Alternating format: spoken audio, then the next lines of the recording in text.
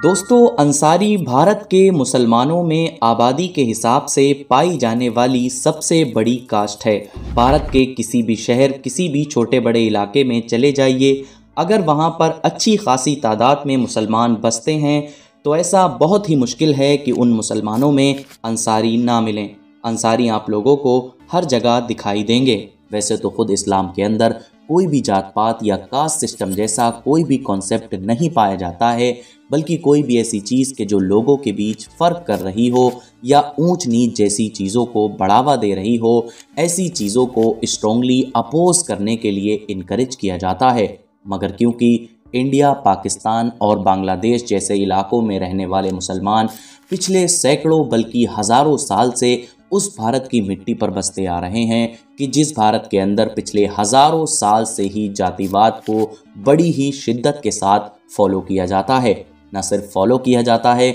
बल्कि आम तौर पर ये तक कहा जाता है कि यहाँ के लोगों की नस नस में जातिवाद बसा करता था। तो ऐसे माहौल में रहने वाले मुसलमान भी एक मुसलमान होते हुए भी अपने आप को दिमागी तौर पर इस कास्ट सिस्टम या जातिवाद से आज़ाद ना कर सके। यही वजह है कि आज के दौर में भी आप लोगों को भारत के अंदर मुसलमानों की जो जातियां हैं, जो कास्ट हैं, उनकी एक लंबी लिस्ट मिल जाएगी और इसी लंबी लिस्ट के अंदर हम लोगों को एक बहुत ही मशहूर और अहम नाम दिखाई देता है, मतलब के अंसारी। अब साथियों, अंसारियों का जिक्र जब कभी भी आता है तो एक सवाल अक्सर डिबेट की वजह बनता है और वो सवाल ये होता है कि आखिर भारत के अंसारियों का इतिहास क्या है, ये लोग किसकी औलाद हैं और कहाँ से आए हैं, क्या हमेशा से ही इनका ताल्लुक भारत से ही हुआ करता था या फिर ये अरबी नस्ल हैं, और ख़ास तौर से अरबियों का जो एक मशहूर अंसार कबीला था, क्या ये उससे ताल्लुक़ रखते हैं, जैसा कि बहुत सारे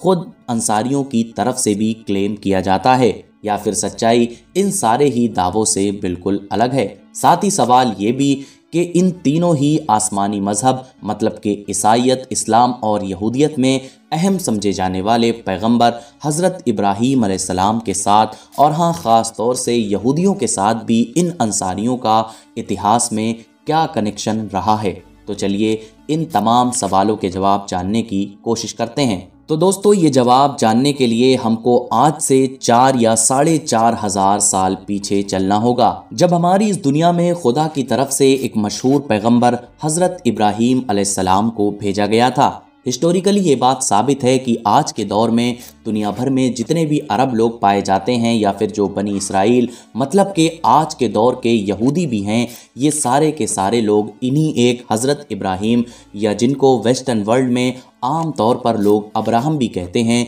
इन्हीं की नस्ल से हैं। इनके 2 मशहूर बेटे, जिनमें से एक हज़रत इस्माइल थे और उनकी नस्ल से आज के दौर के सारे अरबी लोग पैदा हुए, जबकि दूसरे बेटे हज़रत इसहाक, तो उनकी नस्ल से बनी इसराइल के तमाम कबीलों का ताल्लुक़ है, जिन कबीलों में से जाहिर है एक कबीला यहूदी कौम भी है। आज की इस वीडियो में हम लोग सिर्फ अरबों के फादर मतलब हज़रत इस्माइल अलैहिस्सलाम की बात करते हैं। इनके बारे में हिस्टोरिकल एविडेंसेस बताते हैं कि इनके लगभग 12 के करीब बेटे जबकि एक बेटी हुआ करती थी। इनमें से भी 2 बेटे काफ़ी मशहूर थे, नाबित और कैदार, क्योंकि मशहूर अरब इतिहासकार इब्न खतीर ने लिखा है कि आज जितने भी अरब लोग हैं वो सब इन्हीं 2 बेटों की नस्ल में से हैं। इनमें से जो कैदार थे उन्हीं की नस्ल से अरब का सबसे मशहूर कुरैश कबीला था, जो मक्का शहर और उसके आसपास के इलाके में ही रहता था। और जाहिर है आगे जाकर इसी कबीले के अंदर ही फिर आखिरी पैगंबर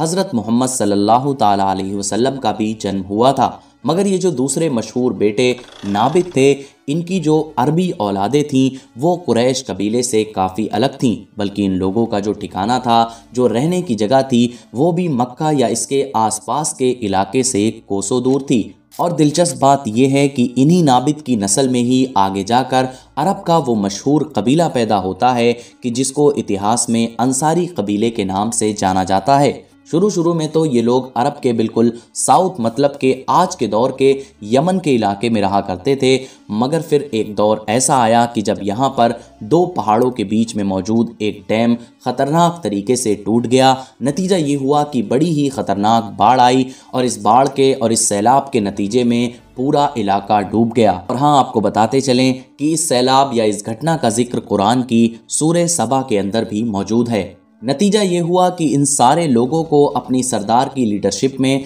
यमन का ये इलाका छोड़कर जाना पड़ा। अब ये लोग अरब के पूरे इलाके में अपना नया ठिकाना ढूंढ रहे थे और इनकी ये जो खोज थी, ये जो तलाश थी, अरब के एक मशहूर इलाके यसरब पर जाकर ख़त्म हुई। आप में से अगर कुछ लोगों को नहीं पता है तो हम आपको यहाँ पर ये भी बताते चलें कि यसरब दरअसल आज के दौर में जो मदीना शहर है उसी का पुराना नाम हुआ करता था। और यहाँ से इस पूरे कबीले ने आज के दौर के मदीना में रहना शुरू किया। यसरब मतलब के मदीना में आबाद होने के बाद अब इन लोगों के सरदार हरीसा के यहाँ पर 2 बेटों की पैदाइश होती है, जिनमें से एक का नाम औस जबकि दूसरे का नाम खजरज था। इन दोनों के बारे में जानना इसलिए भी ज़रूरी है क्योंकि आगे जाकर इन्हीं दोनों बेटों से अंसारी कबीले की 2 अलग अलग शाखाएं जन्म लेती हैं। मतलब औस से अंसारियों का औस कबीला शुरू हुआ, जबकि इसी तरह से खजरज से अंसारियों का दूसरा कबीला खजरज शुरू हुआ। याद रहे कि ये वो दौर था कि जब मदीना शहर पर यहूदियों का इन्फ्लुएंस था, बल्कि मदीना शहर को 3 यहूदी कबीले ही कंट्रोल किया करते थे, जिनको इतिहास में बनु कुरैज़ा, बनु नज़ीर और बनु कैनका के नाम से याद किया जाता है। अब ये जो अंसारियों के दोनों कबीले थे ये भी इन यहूदियों के अंडर में आ गए थे, बल्कि बहुत सारी जगह पर ये भी दावा किया गया है कि ये लोग इन यहूदियों को टैक्स भी अदा किया करते थे। इसी वजह से बहुत सारे एक्सपर्ट ने ये भी अंदाज़ा लगाने की कोशिश की है कि शायद इस्लाम को अपनाने से पहले मदीना में रहने वाले ये दोनों अंसार कबीले यहूदी ही हुआ करते थे, जबकि कुछ दूसरे इतिहासकारों का ये दावा है कि इस्लाम से पहले ये यहूदी नहीं बल्कि मक्का वालों की तरह ही बुतों की इबादत किया करते थे, जिसमें ख़ास तौर पर लात और मनात जैसे बुतों की इबादत की जाती थी। मदीना में रहने वाले अंसारियों का इन्फ्लुएंस जब धीरे धीरे बढ़ना शुरू हुआ तो जो यहूदी कबीले थे जो पहले से ही इस इलाके को कंट्रोल कर रहे थे और अब अंसारियों से ख़तरा महसूस करने लगे थे, उन्होंने इनके इन्फ्लुएंस को ख़त्म करने के लिए या इनको कंट्रोल में रखने के लिए बहुत सारे पैतरे अपनाने शुरू कर दिए। और उनकी ये साजिशें कामयाब भी हो गईं क्योंकि उन्होंने बड़ी ही कामयाबी के साथ औस और खजरज नाम के दोनों अंसारी कबीलों के बीच ऐसी दरार डाली कि ये दोनों आपस में ही एक दूसरे के सबसे बड़े दुश्मन बन गए। और इन दोनों के बीच ये दुश्मनी उस दौर तक जारी रही कि जब तक ख़ुद आखिरी पैगंबर हज़रत मोहम्मद सल्लल्लाहु ताला अलैहि वसल्लम की मदीना में एंट्री नहीं हो गई। अब यहाँ पर नोट करने वाली बात ये भी है कि अंसार के इन दोनों कबीलों में से भी ये जो खजरज था ये इन्फ्लुएंस में थोड़ा ज़्यादा आगे था, बल्कि इन दोनों ही कबीलों का आम तौर पर जो सरदार माना जाता था या बनाया जाता था उसका ताल्लुक भी इसी खजरज कबीले से होता था। यही नहीं बल्कि जो कुछ लोग ये दावा करते हैं कि इंडिया और पाकिस्तान के अंसारियों का ताल्लुक भी अरब के अंसार लोगों से है, तो वो भी हिंद के अंसारियों का शजरा या हिंद के अंसारियों का ताल्लुक़ ख़ास तौर से इसी ख़ास कबीले मतलब के खजरज के साथ जोड़ रहे होते हैं। साथियों, जैसा कि हम पहले ही जान चुके हैं कि ये जो अंसार कबीले थे ये शुरू से ही जो वहाँ के यहूदी थे उनके अंडर में रहा करते थे, बल्कि उनको टैक्स भी दिया करते थे और लगभग अगले 500 साल तक ऐसा ही चलता रहा था। मगर तभी एक दिन अंसार के इसी ख़ास कबीले खजरज के सरदार मालिक बिन अजलान ने यहूदियों के सरदार को खुलेआम कत्ल कर डाला। वो दिन था कि उसके बाद सब कुछ बदल गया क्योंकि मदीना के ऊपर अब जो असली कंट्रोल था, जो दबदबा था, वो यहूदियों के बजाय अंसार के इन दोनों कबीलों का था। साथियों, अंसार मदीना के इतिहास पर बात की जाए और अब्दुल्ला इब्ने उबय का जिक्र ना किया जाए ये भी भला कैसे मुमकिन हो सकता है। दरअसल ये वो इंसान था कि जो नबी अलैहिस्सलाम के दौर में इन लोगों का सरदार हुआ करता था। वैसे तो इसने भी बिल्कुल शुरुआत में ही इस्लाम कबूल कर लिया था, मगर इसमें और बाकी लोगों में फ़र्क ये था कि जहां एक तरफ बाकी अंसार मदीना नबी अलैहिस्सलाम के ऊपर जान छिड़का करते थे, तो वहीं दूसरी तरफ ये ऊपर से तो मुसलमान था लेकिन अंदर ही अंदर मुसलमानों के ख़िलाफ़ साजिश करता रहता था। मुसलमानों के जितने भी दुश्मन ग्रुप थे ये उनके साथ गठजोड़ करके रखता, अंदर ही अंदर उनकी मदद करता रहता और उनके साथ मिलकर मुसलमानों के ख़िलाफ़ साजिश करता रहता, जिसकी वजह से इसको रईसुल मुनाफिकीन का नाम भी दिया गया था, मतलब के मुनाफिकों का सरदार। मदीना में रहने वाले इन अंसारियों में से वो इंसान जो इतिहास में सबसे ज़्यादा मशहूर हुए वो कोई और नहीं बल्कि नबी अलैहिस्सलाम के एक अजीम सहाबी हज़रत अबू अयूब अंसारी हैं। इनके बारे में सबसे ज़्यादा ख़ास बात तो यही है कि इनको आखिरी पैगंबर हज़रत मोहम्मद सल्लल्लाहु ताला अलैहि वसल्लम का होस्ट मतलब के मेज़बान बनने का मौका मिला, क्योंकि नबी अलैहिस्सलाम जब मक्का से हिजरत करके मदीना पहुँचे तो इन्हीं के घर पर ठहरे थे। इसके अलावा हज़रत अबू अयूब अंसारी की काबिलियत का अंदाज़ा इस बात से भी लगाया जा सकता है कि हज़रत अली ने अपने दौर में इन्हीं को ही मदीने का गवर्नर बनाया था। आप इतिहास के एक ग्रेट वॉरियर भी थे। यही वजह है कि मुसलमानों ने जितनी भी जंगें लड़ी उनमें से ज़्यादातर में आपको हज़रत अबू अयूब अंसारी फ्रंट लाइन पर नज़र आएंगे। आपको असली हैरानी तो उस वक्त होगी कि जब आपको पता चलेगा कि मदीना में ज़िंदगी गुजारने वाले इस अजीम सहाबी की जो कब्र है वो भी मदीना या उसके आसपास के एरिया में नहीं बल्कि उससे कोसों दूर कुस्तुनतुनिया मतलब आज के दौर के इस्तांबुल में मौजूद है। और जानते हैं ऐसा क्यों है? ऐसा इसलिए है क्योंकि अपने आखिरी दौर में जब मुसलमानों की हुकूमत के तख्त पर हज़रत अमीर मुआविया बैठे हुए थे तो हम जानते हैं कि मुस्लिम दुनिया में सिविल वॉर का माहौल था। हर तरफ मुसलमानों में आपस में ही जंगें चल रही थीं। इस चीज़ से परेशान होकर या आप ये भी कह सकते हैं कि ख़ुद को इस मुसीबत से सलामत रखने के लिए आप अपनी 70-80 साल की उम्र में भी मुस्लिम फ़ौजों के साथ बेज़ेंटाइन एम्पायर के ख़िलाफ़ लड़ने के लिए कुस्तुनतुनिया के बॉर्डर पर थे।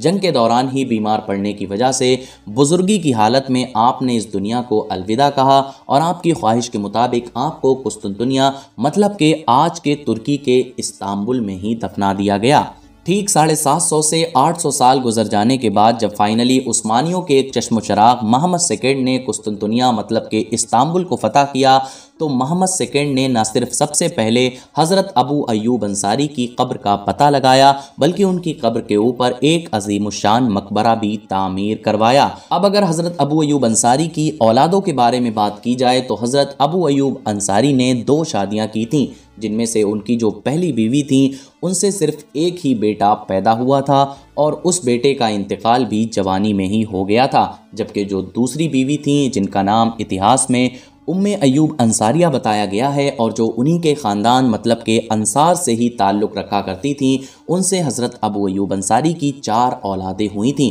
हज़रत अयूब की इन बीवी के बारे में ख़ास बात ये भी है कि इन्होंने नबी अलैहिस्सलाम के लिए लगभग 7 महीने तक खाना बनाया था। और तो और नबी अलैहिस्सलाम की कई हदीसों को भी इनकी तरफ मंसूब किया जाता है, मतलब कि इनसे रिवायत की जाती है। साथियों, 4 औलादों में से जो एक बेटी थी उनका नाम उमरा था, जबकि जो 3 बेटे थे उनमें से एक का नाम मोहम्मद इब्न खालिद, दूसरे का नाम अयूब इब्न खालिद, जबकि जो तीसरे थे उनका नाम खालिद इब्न खालिद था। इनमें से जो 2 बेटे हज़रत खालिद और हज़रत अयूब थे ये अरब के इलाके में ही रहे और इनकी औलादें भी यहीं फलती फूलती रहीं और आज के दौर में इनकी ज़्यादातर औलादें कतर और बहरीन जैसे इलाकों में पाई जाती हैं। मगर इनके जो बड़े बेटे थे मतलब हज़रत मोहम्मद इब्न खालिद, इनकी औलादें वक्त के साथ फिर ईरान, अफ़गानिस्तान और हिंदुस्तान जैसे इलाकों की तरफ बढ़ती चली गईं। इसकी वजह यह थी कि हज़रत अबू अयूब अंसारी के ये ख़ास बेटे तीसरे खलीफा हज़रत उस्मान गनी की तरफ से भेजी गई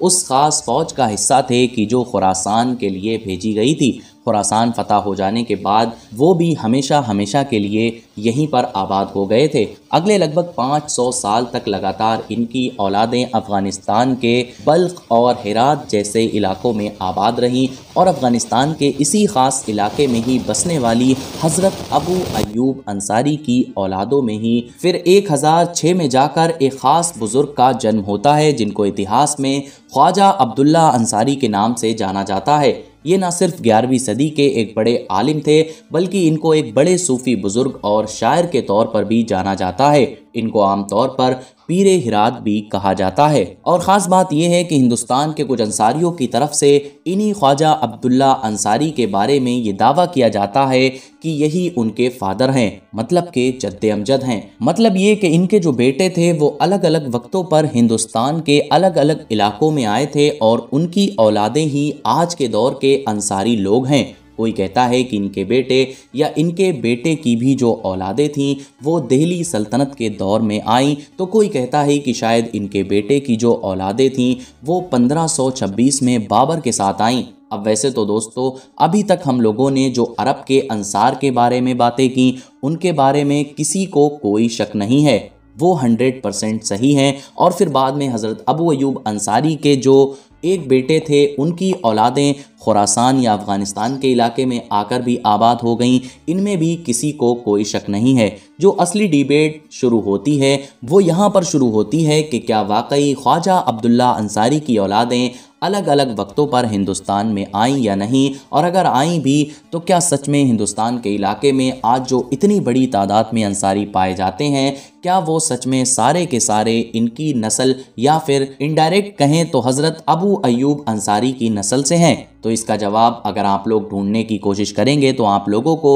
ज़्यादातर इतिहासकारों की तरफ से या ज़्यादातर एक्सपर्ट्स की तरफ से ना में ही जवाब मिलेगा। जो लोग ऐसा दावा करते हैं, मतलब हिंदुस्तान के अंसारियों का ताल्लुक हज़रत अबू अयूब अंसारी से जोड़ते हैं, उनका नंबर दरअसल काफ़ी कम है। उसकी वजह यह है कि इससे जुड़ी हुई कोई भी चीज़, इससे जुड़ा हुआ कोई भी रिकॉर्ड जो इस बात को सच साबित करे, वो दरअसल रिटर्न हिस्ट्री में नहीं है, यानी कि लिखित तौर पर कहीं पर नज़र नहीं आता है। बल्कि ये चीज़ तो हिंदुस्तान की अंसार कम्युनिटी में एक ट्रेडिशनल या आप कह सकते हैं कि एक ओरल वे में वक्त के साथ ट्रांसफ़र होती हुई आई है। मतलब अंसारियों के जो बुज़ुर्ग लोग हुआ करते थे, वो अपने बच्चों को, अपने लोगों को इससे जुड़ी हुई कहानियों या इससे जुड़े हुए ये जितने भी कनेक्शन हैं उनके बारे में सुनाया और बताया करते थे। मगर रिटर्न हिस्ट्री में, मतलब लिखित तौर पर किसी भी ऐतिहासिक किताब में आपको कोई भी ऐसी चीज़ नहीं मिलेगी कि जो पुख्ता तौर पर इस कनेक्शन को या इस चीज़ को सही तौर पर साबित कर सके। यही वजह है कि इस मुद्दे पर आप चाहें हिंदुस्तान के किसी गैर मुस्लिम इतिहासकार की राय देख लीजिए, किसी मुस्लिम इतिहासकार की राय देख लीजिए, या फिर आप अंसारी इतिहासकार की भी राय देखेंगे तो सभी में आपको इस कनेक्शन का जवाब लगभग ना में दिखाई देगा। हाँ, इससे उलट इतिहास की इन किताबों में आप लोगों को हिंदुस्तान के अंसारियों से जुड़ी हुई कुछ दूसरी चीज़ें दिखाई देंगी। मिसाल के तौर पर हिंदुस्तान के अंसारियों के बारे में अलग अलग ऐतिहासिक किताबों में जो सबसे पुख्ता, सबसे ऑथेंटिक चीज़ पाई जाती है वो ये है कि आज के दौर के इंडिया और पाकिस्तान में रहने वाले जितने भी अंसारी हैं वो आम तौर पर हमेशा से ही भारत के हुआ करते थे, और ख़ास तौर से इस कबीले या इस ग्रुप के लोग कपड़ा बुनने और कपड़ा बनाने के काम से जुड़े हुए थे। इसीलिए इन लोगों को बुनकर कहा जाता था, क्योंकि हम जानते हैं कि भारत के इतिहास में जितनी भी कास्ट या ये जातियां पाई जाती हैं ये आम तौर पर पेशे से जुड़ी होती हैं।